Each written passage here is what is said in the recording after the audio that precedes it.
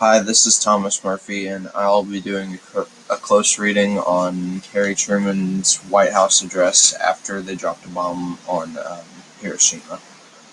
16 hours ago, an American airplane dropped one bomb on Hiroshima, an important Japanese army base.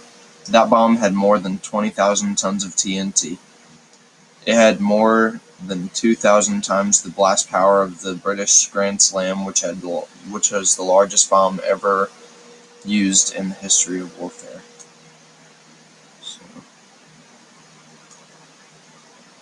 it had more than 20,000 tons of TNT, or it was more powerful than 20,000 tons of TNT, and it was bigger than the Grand Slam, which was the biggest bomb. So that's letting everybody know how badly they just completely damaged and destroyed Hiroshima.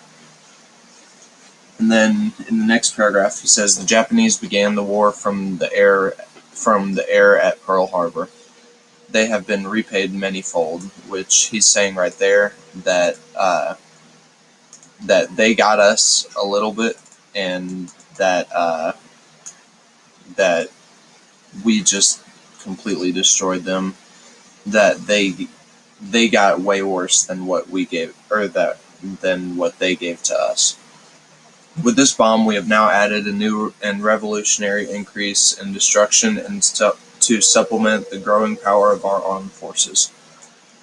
So right here, he's saying that pretty much that we've completely increased the power of our armed forces and given us a much bigger I don't know how to say it, a lot more power and dominance in the world, with our armed forces being that much stronger because of this bomb. These bombs are now in production and are even more powerful as time goes on, as we make more of them. And he's just saying that we're just going to keep making them until they give up, pretty much. Uh, it's an atomic bomb, is harnessing the basic power of the universe. The force from which the sun draws its power has been loosed against these who brought war to the Far East. So he's saying that we've completely let out the biggest power in the universe on Japan, and that they have just been completely destroyed by this bomb. Before 1939, it's the accepted belief of scientists that it was theoretically possible to release atomic energy, but no one knew any practical method of doing it. By 1942, however, we knew that the Germans were working feverishly to find a way to add atomic energy to the other engines of war, which they had hoped to enslave the world.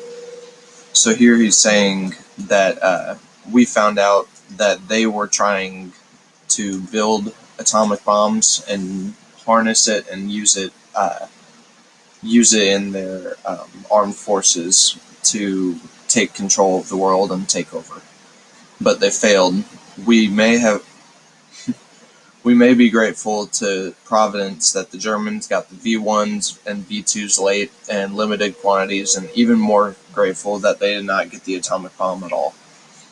So here is saying that we should be grateful and just, I don't know, be extremely grateful that they got these V1s and V2s late on into the war, and then even just completely rejoiced that they didn't get the atomic bomb, because we would be in huge trouble if they did. And then the Battle of the Laboratories held fateful risks for us, as well as the battles of the air, land, and sea. And we have now won the Battle of the Laboratories, as we have won the other three battles.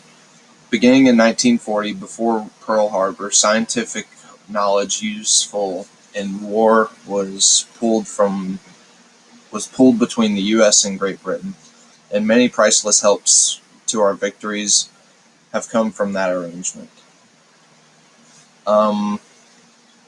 Right here, he's saying that we started working together with Britain to to help each other and make each other more powerful uh, together. And so, under that general policy, the research on the atomic bomb was begun, and that says that we started working together to build the atomic bomb, and that it wasn't just America that built it, but also Britain that helped us build it. With American and British scientists working together, we entered the race of discovery against the Germans. And that's saying that America and Britain was sort of in a race with Germany to see who could find out or see who could get an atomic bomb first. And the U.S. had available the large number of scientists of distinction in the many needed areas of knowledge. And that's saying that in every area of knowledge you need to build an atomic bomb, then we had some expert in that field.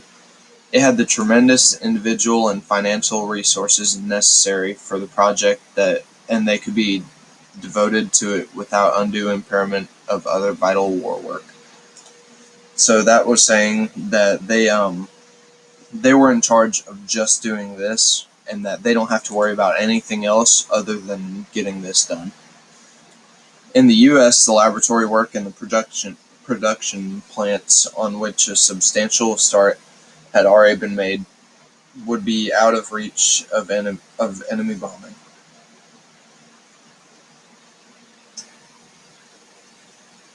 And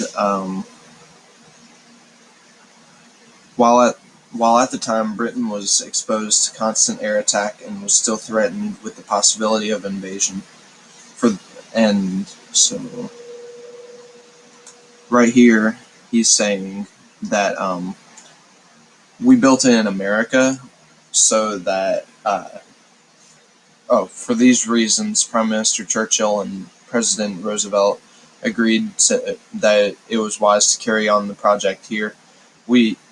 So that says that that they agreed to build the bombs in America in order to keep the Germans from getting it. Because if Germany invaded Britain while they were producing the bombs in Britain, then Germany now has those bombs and they can use it against America now.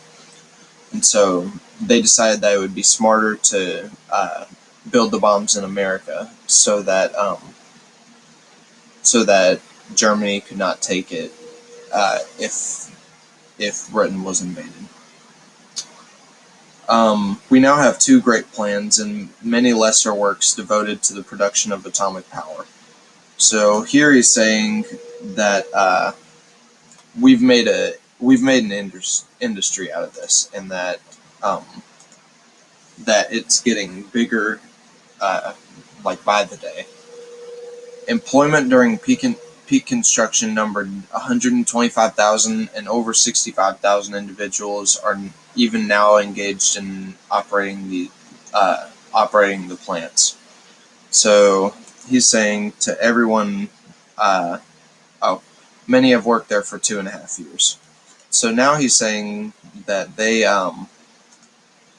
to even the people that don't agree with dropping the bomb, that this industry has greatly increased the employment and given a lot of people jobs, and that it's stable because they've had their jobs for almost 3 years.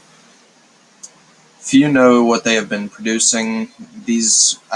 They see great quantities of material going in, and they see nothing coming out of these almost nothing coming out of these plants. For the physical size of the explosive charge is exceedingly small. And so, yeah, that is